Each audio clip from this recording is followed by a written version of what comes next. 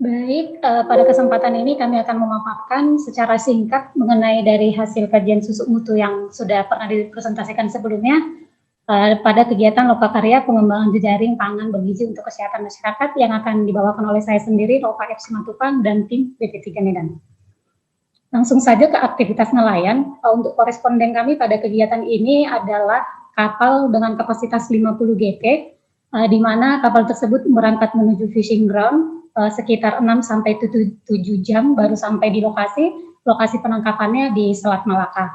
Lama penangkapan dalam satu trip adalah 6 sampai 7 hari. Namun terdapat juga beberapa nelayan tradisional di mana kapasitas mesinnya itu 5 GT dengan one day fishing.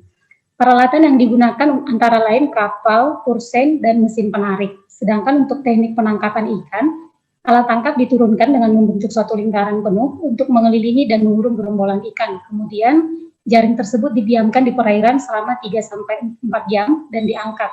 Untuk sekali penarikan itu biasanya volume produksi berkisar 350 sampai 450 kg per sekali tarik. Untuk handling di kapal dan di TPI, bisa kita lihat di gambar, jaring kursen ditarik dengan menggunakan mesin penarik yang dibantu dengan ABK, kemudian hasil tangkapan langsung dimasukkan ke dalam palka kapal yang sudah berisi es. Sedangkan untuk penanganan di atas TPI, ikan dibongkar dari palka menggunakan serok dengan bantuan tenaga ABK secara manual, namun ada juga yang menggunakan mesin kemudian dimasukkan ke dalam keranjang plastik berbahan HDPE dengan kapasitas kurang lebih 50 kg. Setelah itu ikan disiram menggunakan air tawar lalu dibawa ke meja sortir menggunakan becak sorong seperti yang ada di dalam gambar. Selanjutnya jenis ikan tangkapan dominan ada ikan selayang, ikan kembung, dan ikan selat serta tongkol. Keempat jenis ikan ini juga yang merupakan ikan yang dominan dikonsumsi di Kota Medan.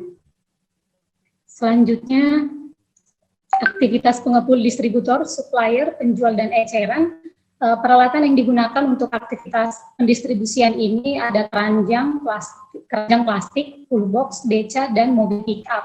Sedangkan untuk teknologi pendinginan TPI ke pasar itu masih banyak yang menggunakan box styrofoam, namun di tahun 2020 sudah banyak juga bantuan dari pemerintah seperti motor berinsulin yang ada pada gambar, dan untuk pemasaran hasil tangkapan perikanan itu 70% dikonsumsi oleh masyarakat lokal, sedangkan 30%-nya lagi didistribusi ke luar kota. Teknik pengolahan dominan yang ada di Kota Medan itu adalah pengasinan dan juga pemindangan khususnya untuk ikan rebus kalau di sini sebutnya.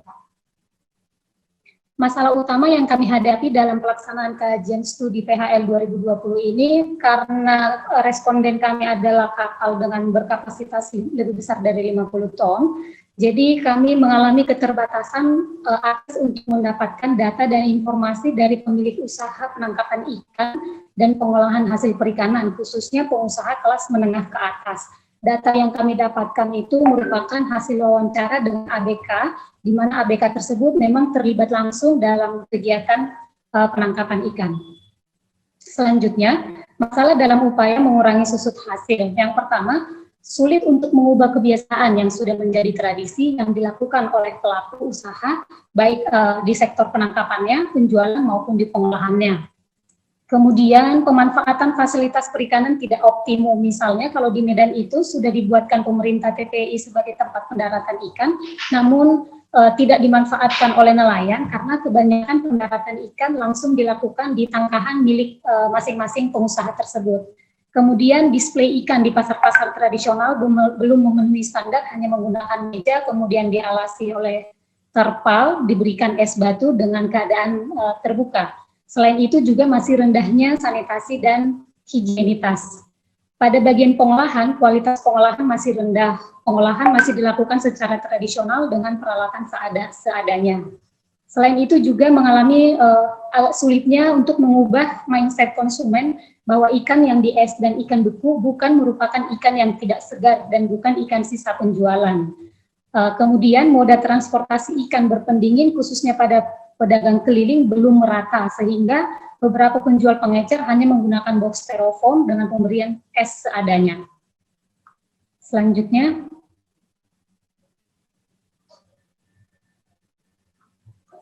Ya, masalah utama sektor perikanan di daerah Belawan, karena lokasi kami di Belawan, yang pertama kesenjangan penerapan teknologi, baik itu di nelayannya, di pengolahnya, dan juga di pengecernya.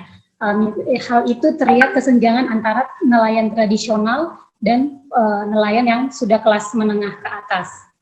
Selain itu juga masih terdapat penggunaan alat tangkap yang tidak ramah lingkungan. Selanjutnya, keterbatasan sarpras dan infrastruktur sehingga banyak yang mendaratkan ikan di tangkahan milik perorangan. Belum ada kawasan perikanan terintegrasi mulai dari hulu sampai hilir yang memenuhi standar. Selanjutnya, rendahnya kualitas sanitasi dan higienitas yang berdampak pada penurunan mutu. Di Medan juga masih terdapat limbah perikanan akibat handling yang tidak maksimal.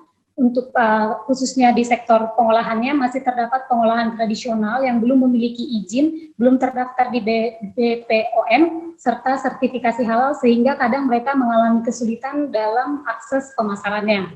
Untuk di pengolahan juga mengalami keterbatasan akses pasar online karena keterbatasan dalam penguasaan teknologi sehingga pemasaran masih dominan dengan pasar offline.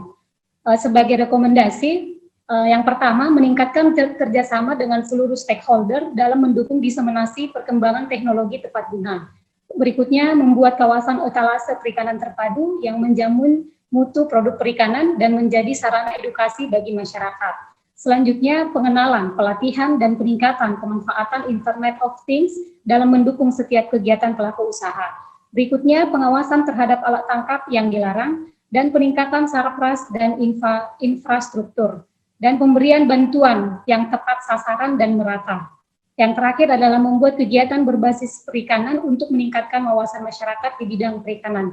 Demikian yang bisa kami sampaikan, lebih kurangnya kami mohon maaf. Terima kasih.